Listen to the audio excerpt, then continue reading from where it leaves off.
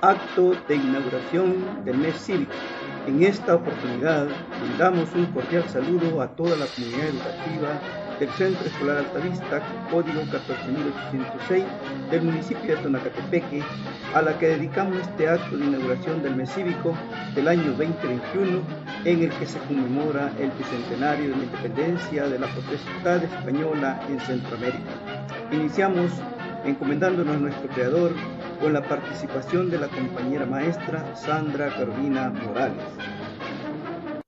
Buen Dios y Padre que estás en los cielos, en este momento nos acercamos a ti para darte las gracias por la vida, por nuestra comunidad educativa. Gracias, Señor, por nuestro país.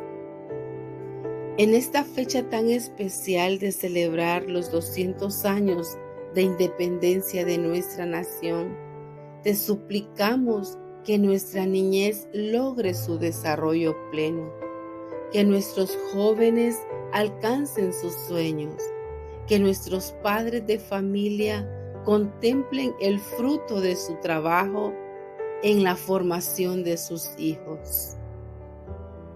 Señor, perdona nuestras faltas y prospera nuestra nación. Padre, por tus misericordias declaramos nuestra nación próspera. En el nombre de Jesús lo creemos y lo recibimos. Gracias, Señor. Amén y amén.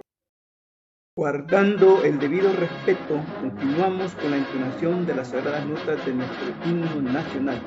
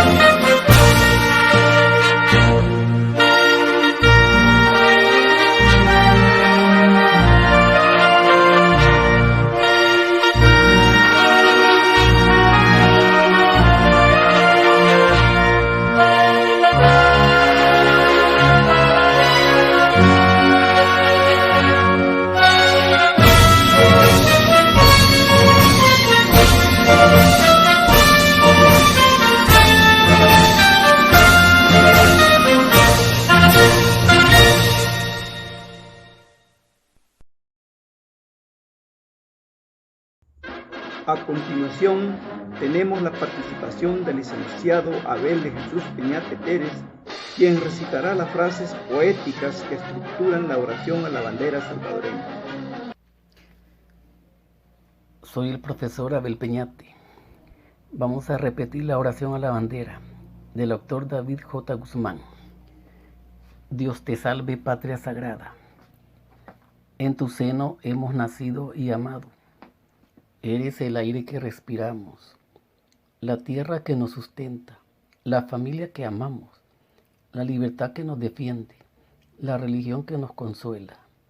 Tú tienes nuestros hogares queridos, fértiles campiñas, ríos majestuosos, soberbios volcanes, apacibles lagos, cielo de púrpura y oro. En tus campos ondulan doradas espigas, en tus talleres vibran los motores, chisporrotean los yunques, surgen las bellezas del arte. Patria, en tu lengua armoniosa pedimos a la providencia que te ampare, que abra nuestra alma resplandor del cielo, grabe en ella dulce afecto al maestro y a la escuela, y nos infunda tu santo amor. Patria, tu historia, blasón de héroes y mártires, reseñas virtudes y anhelos. Tú reverencias el acta que consagró la soberanía nacional y marcas las sendas floridas en que la justicia y la libertad nos llevan hacia Dios. Bandera de la patria, símbolo sagrado del Salvador, te saludan reverentes las nuevas generaciones. Para ti, el sol vivificante de nuestra gloria, los himnos del patriotismo, los laureles de los héroes. Para ti, el respeto de los pueblos y la corona de amor que hoy ceñimos a tus inmortales sienes.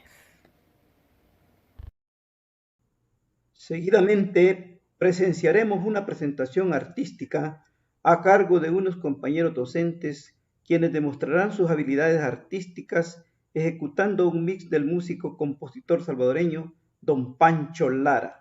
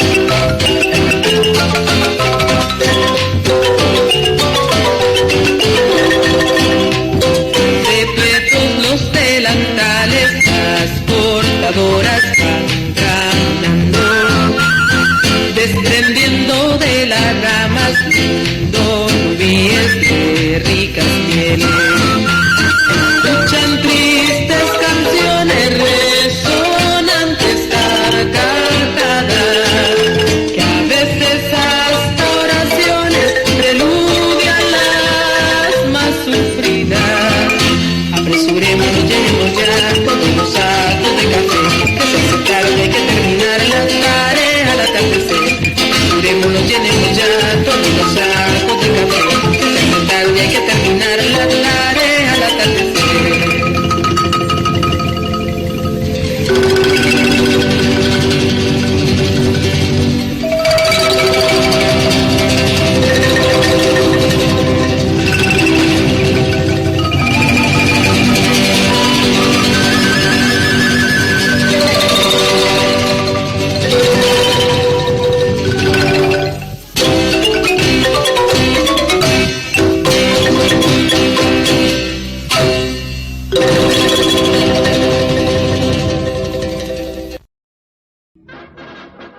Siguiendo con el desarrollo de este acto, los compañeros maestros Ana María Ponce, María Magdalena Lobo, Susana Margarita Barahona y Carlos Antonio Ordóñez harán una reseña histórica de nuestro país sobre la temática siguiente: evolución en la educación y tecnología y acontecimientos importantes acaecidos durante los 200 años de independencia patria. Proceso de independencia centroamericano y la evolución de la educación en El Salvador. Desde el punto de vista de los intereses económicos, en la primera década del siglo XIX, las autoridades coloniales españolas realizaron una serie de medidas fiscales y económicas que limitaban aún más el desarrollo de las oligarquías criollas centroamericanas, como el aumento de tributos y la consolidación de deudas estatales para financiar las guerras europeas de la corona española. Estas medidas acrecentaron el sentimiento pro-independencia entre diferentes sectores criollos. A esta situación le sirvió como detonante y catalizador la invasión napoleónica a España en 1808, que significó el colapso temporal de la autoridad real y el inicio del proceso de independencia mexicano y centroamericano. Podemos mencionar que estas serían las causas internas y externas que motivaron a los criollos para poder iniciar los procesos de alzamiento de independencia. En el periodo de 1808 a 1814 se produjeron alzamientos en el territorio de la independencia de San Salvador. El alzamiento del 5 de noviembre de 1811, conocido como el primer grito de independencia, fue encabezado por José Matías Delgado, Manuel José Arce y los hermanos Aguilar en San Salvador. Se extendió en los días siguientes del mes de noviembre a las ciudades de Santiago Nonualco, Usulután, Chalatenango, Santa Ana, Tejutla y Cojutepeque. Hubo dos alzamientos relacionados con este que adquirieron relevancia: el 20 de diciembre de 1811, ocurrido en Sensuntepeque, y el 24 de noviembre de 1811, ocurrido en la ciudad de Metapán. En este último fue vencido en diciembre de 1811. El alzamiento del 24 de enero de 1814 ocurrió en San Salvador. No tuvo éxito y la mayoría de los líderes independentistas fueron arrestados, siendo uno de ellos Santiago José Celis, fusilado por las autoridades españolas. En este movimiento hubo una amplia participación popular.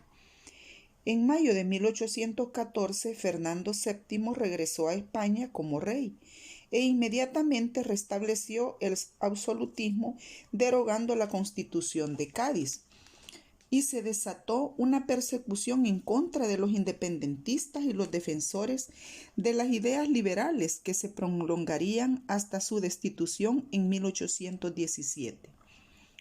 En esta situación de aparente retroceso de las luchas independentistas, que en 1820 se produce la Revolución de Riego en España, la cual restableció la vigencia de la Constitución de Cádiz y provocó la reacción de la aristocracia criolla, el alto clero y la burocracia peninsular. El capitán general de Guatemala, Carlos Urrutia, juró la Constitución en julio de ese año y poco después se convocó a elecciones para elegir ayuntamientos y diputaciones provinciales, además de permitirse la libertad de prensa en el territorio del Reino de Guatemala. ¿Qué podemos entonces decir con respecto a la educación de esta época? El establecimiento de un apartado específico sobre la educación de la mujer en la época colonial reviste especial importancia porque reconocemos el papel diferenciador del género existente en el sentido de negar la educación.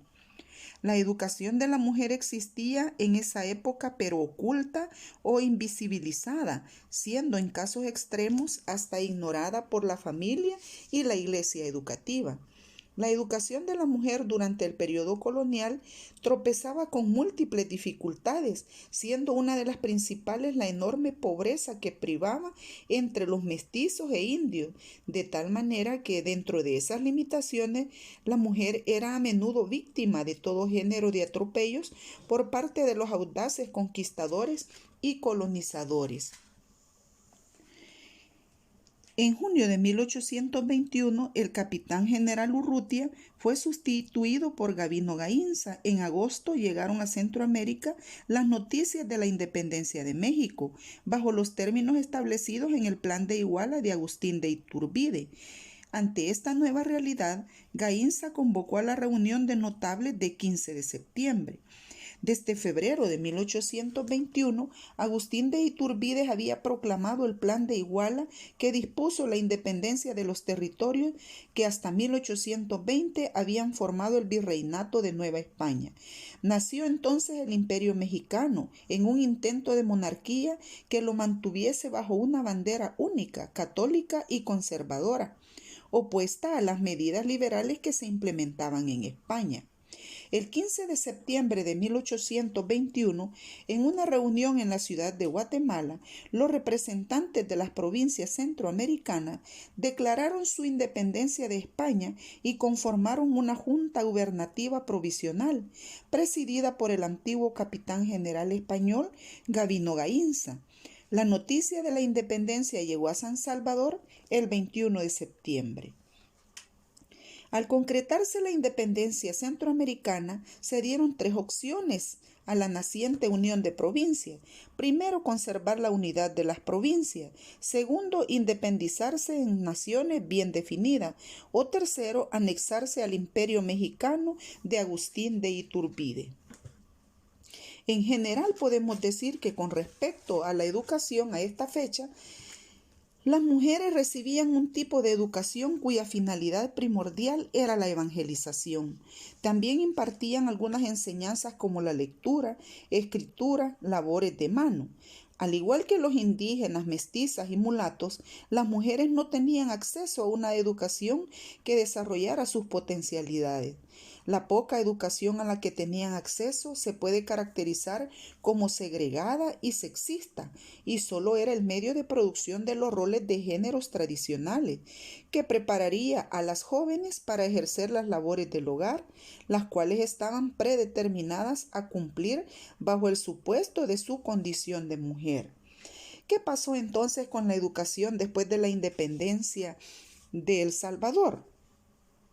Luego de alcanzar la independencia de España el 15 de septiembre de 1821, las élites criollas dan inicio a la construcción de la nación centroamericana y surgen así las primeras escuelas en las principales ciudades de El Salvador, gestionadas por las municipalidades. Por ejemplo, entre algunas de sus funciones, la municipalidad de Chalatenango administraba la educación desde el establecimiento del Consejo Municipal de Educación, la gestión, creación de escuelas, sanciones a padres que no dejaban ir a sus hijos a las escuelas, traslado de escuelas, entre otros, lo cual ejemplifica el traspaso de la Iglesia Educativa Colonial a la municipalidad educativa de la época post-independencia en El Salvador. La nación centroamericana, en su periodo de formación, al igual que el resto de las nuevas repúblicas emergentes en América Latina, vio en la Ilustración el modelo educativo para asegurar y modernizar las bases de la sociedad americana por medio de una diversificación educativa selectiva y literaria de las clases dirigentes. Como metodología educativa, al igual que el resto de las nuevas naciones latinoamericanas, se utilizó la enseñanza mutua o método lancasteriano, introducido en El Salvador por Antonio José Coelho en el año de 1825. El objetivo en este periodo era enriquecer la sociedad con nuevos sectores educados, pero sin llegar a una plena democratización del sistema educativo. El nuevo sistema de instrucción pública se orienta claramente a la formación de élites nacionales, al igual que en el resto de América Latina. Las poblaciones más pobres eran las más abandonadas por el gobierno central, que comenzaba a estructurarse. La colonia termina con la independencia. Después de 300 años de dominación española, nuestro pueblo se emancipa. La independencia nos trae un cambio de régimen político, pero las estructuras continúan intactas. Esto es perfectamente explicable si se tiene en cuenta que los movimientos emancipadores salen de los criollos. En América Central, los estados se formaron y se han desarrollado en relación simbiótica con grupos de poder, como élites criollas y peninsulares, terratenientes y hacendados, luego capitalistas y transnacionales, sin que por regla general se haya consolidado la democracia de la ciudadanía. Así se inició la construcción de los estados unitarios por cada una de las antiguas provincias de la Capitanía General de Guatemala, y surgió El Salvador en 1839 como Estado-nación.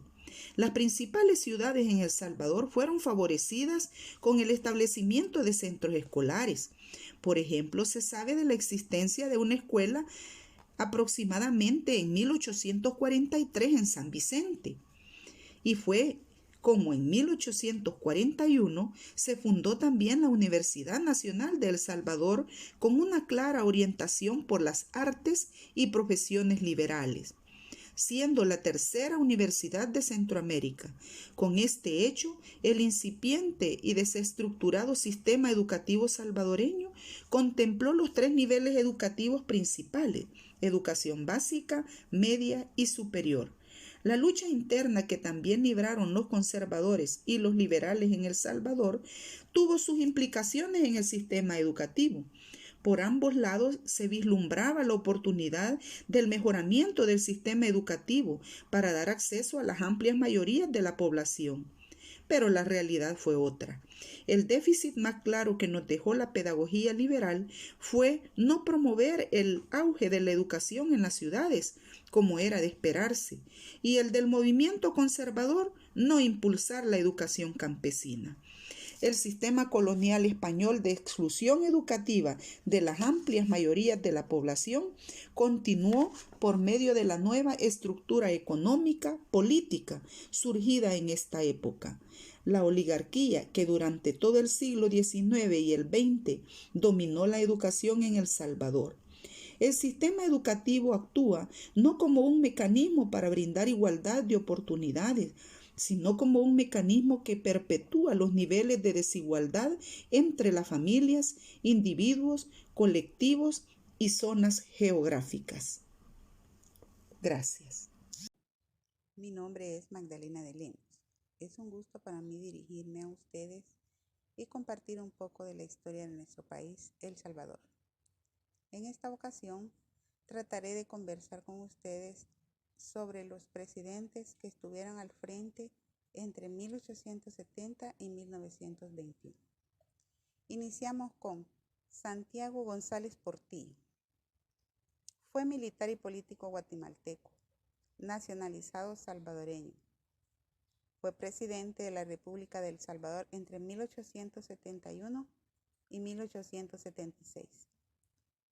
Santiago González derrocó a Francisco Dueñas mediante un golpe de Estado y asumió la presidencia provisional.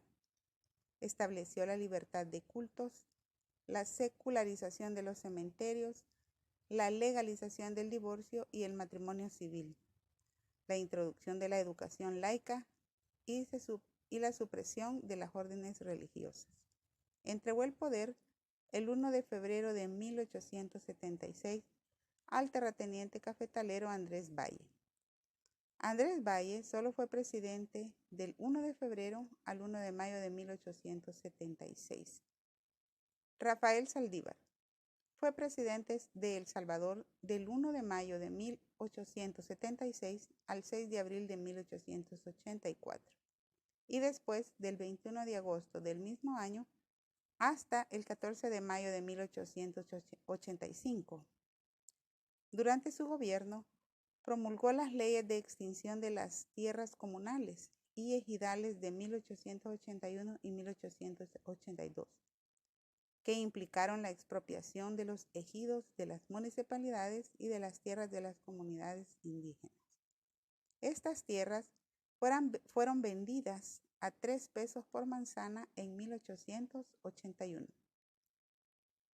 Durante su presidencia se abrió el asilo de ancianos Sara Saldívar, una propiedad donada por la esposa del presidente. Se recaudaron fondos para que este proyecto sirviera a los ancianos e indigentes. Este lugar todavía está funcionando en la colonia Costa Rica de la ciudad de San Salvador.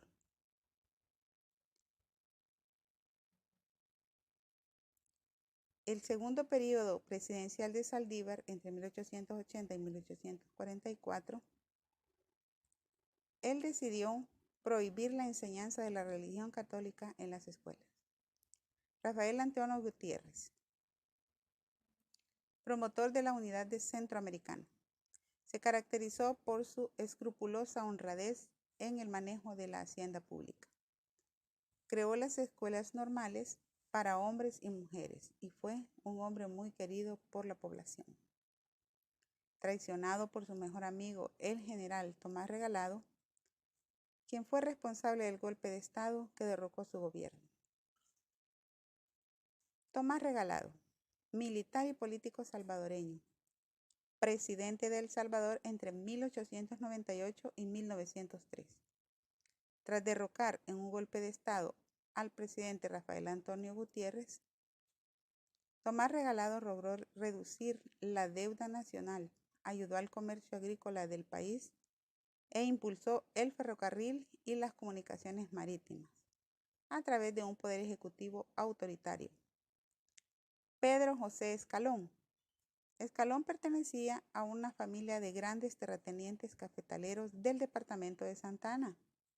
Durante su presidencia le tocó enfrentar una guerra contra Guatemala.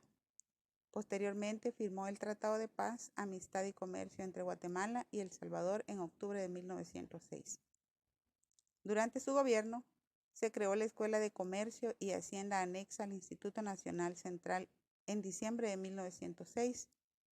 Se inició la construcción del Palacio Nacional y el Teatro Nacional de San Salvador, además de incrementar considerablemente el servicio telegráfico y telefónico, agregando varios centenares de millas de nuevas líneas telefónicas y telegráficas, así como la construcción de estaciones telegráficas.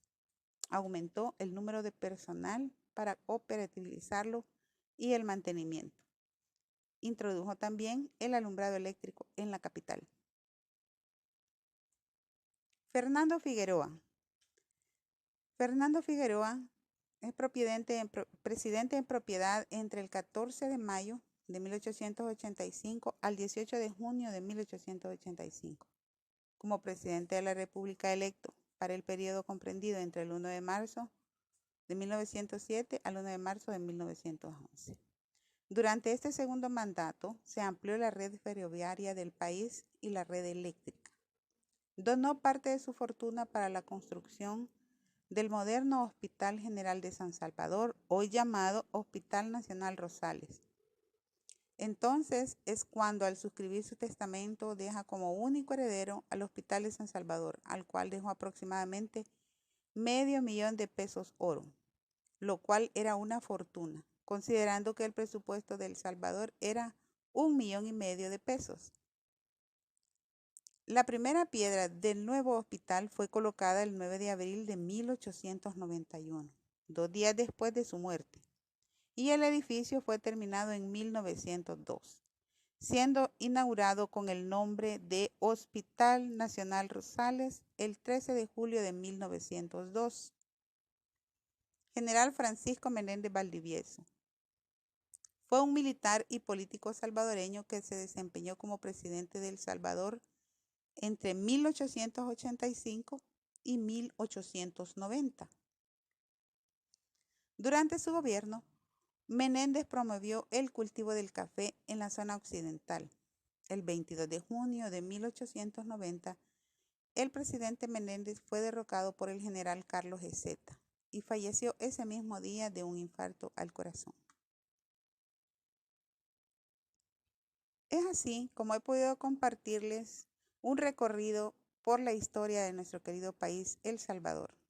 Como podemos ver, algunas obras todavía están en su apogeo en nuestros días, como es el ejemplo del Palacio Nacional, el Teatro Nacional y el Hospital Nacional Rosales. Deseo esta información sea de enriquecimiento para ustedes.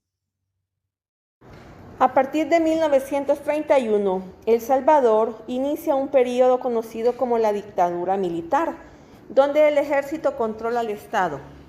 Desde 1931 hasta 1979, los gobiernos autoritarios del régimen militar oligárquico, iniciando con el general Maximiliano Hernández Martínez.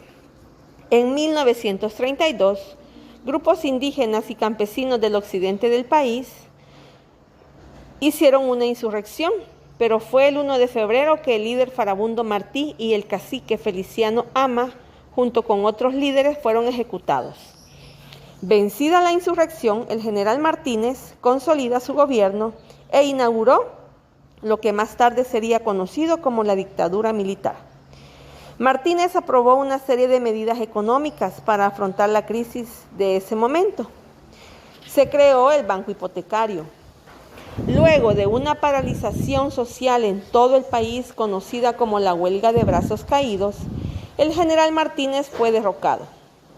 Tomó el poder el general Andrés Ignacio Menéndez, el cual, al intentar hacer elecciones libres, fue también derrocado el 21 de octubre de 1944, asumiendo la presidencia el coronel Osmín Aguirre y Salinas, quien llamó a elecciones presidenciales en 1945.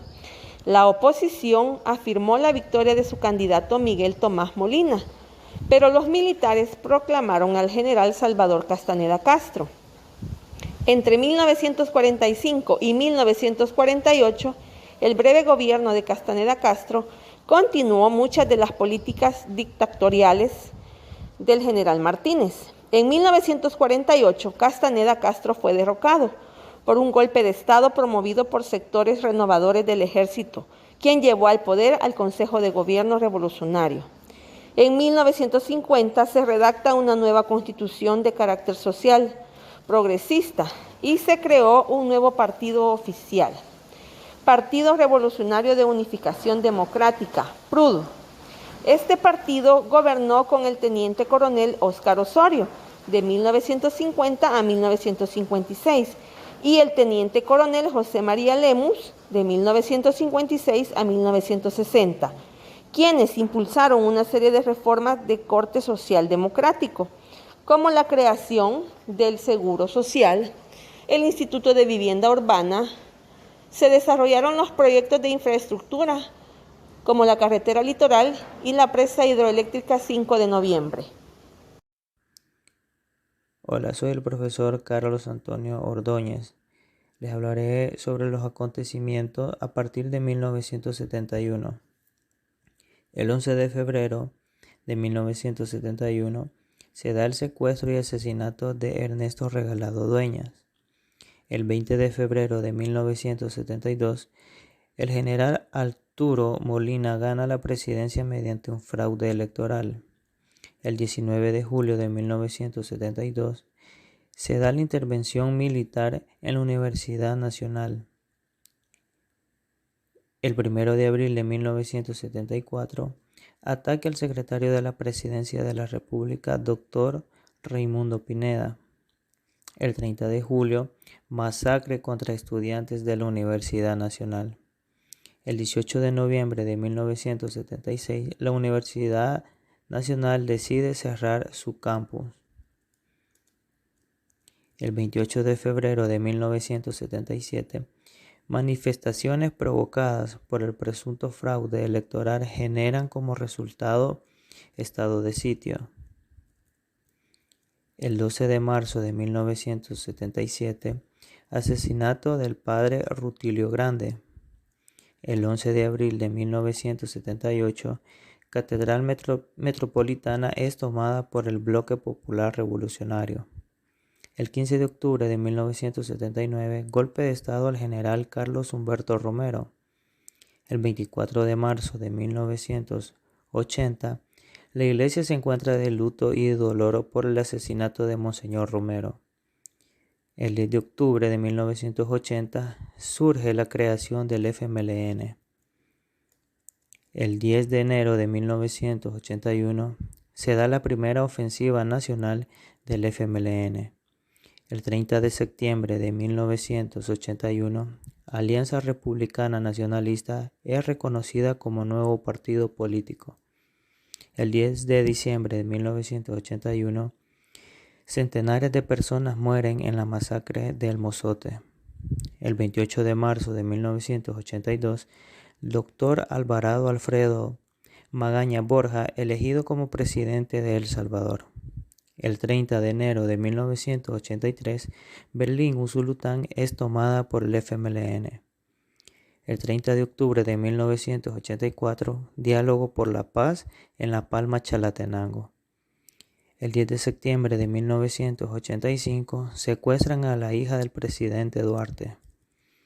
El 10 de enero de 1986, Cerro Guazapa recibe lluvia de fuego. El 28 de agosto de 1987, el FMLN busca diálogo con el gobierno y anuncia prever tregua. El 11 de mayo de 1988, destrucción en la infraestructura de la presa hidroeléctrica. El 19 de marzo de 1989, Arenas se convierte en la primera fuerza política en El Salvador.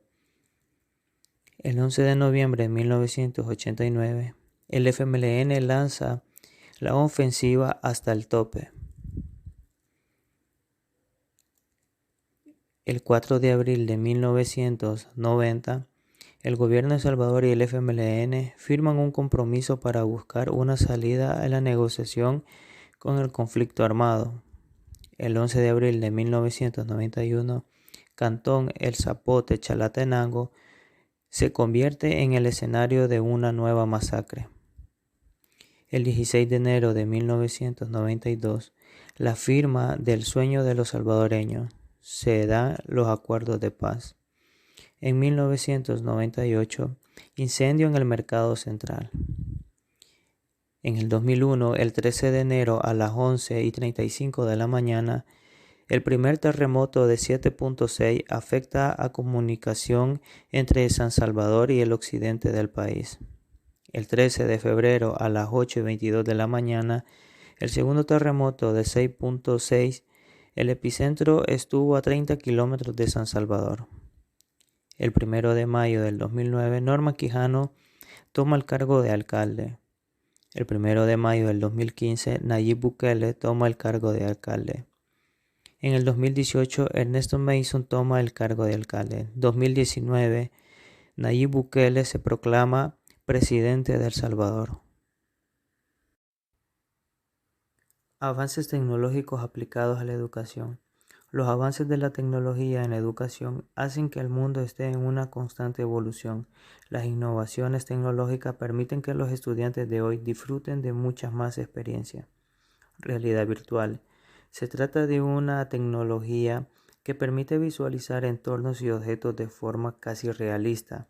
Es uno de los ejemplos de innovación al permitir a los estudiantes sentirse inmersos en las situaciones, además de hacer el aprendizaje más interactivo. Educación en línea. En años recientes ha demostrado un incremento mayor en su popularidad, llegando a estar casi a la par de la educación presencial. Los usuarios pueden hacer más que leer e investigar a través de Internet, también se involucran más con la clase. Educación en móviles. Una educación en el campo de las telecomunicaciones es celular. Este ya no solo se utiliza de forma cotidiana, sino también para redes sociales. Asimismo, se utilizan para facilitar el aprendizaje de las materias. Antes se evitaba el uso de estos dispositivos en el aula. Ahora se promueve las tecnologías de la información y la comunicación. Aprendizaje con videojuegos. Los videojuegos se han vuelto una técnica revolucionaria en el campo educativo. Se ha demostrado con el pasar de los años que su uso mejora habilidades de la memoria, la concentración y el trabajo en equipo. Varias destrezas pueden ser desarrolladas a través de este método. Los avances tecnológicos han beneficiado a muchos de los aspectos de la vida. La tecnología educativa representa un conjunto de recursos, procesos y herramientas aplicadas a las estructuras y las actividades del sistema educativo. Se pueden aprovechar los beneficios de las nuevas tecnologías, plantarse cuando vale la pena invertir en educación para mejorar significativamente todos los procesos de enseñanza-aprendizaje. En nombre de la dirección, subdirección y docentes del Centro Escolar Altavista, rendimos los agradecimientos a todos los que hicieron posible esta actividad y a toda la comunidad educativa que presenciarán este histórico acto a través de este canal de YouTube. Que Dios derrame bendiciones sobre toda esta bella comunidad.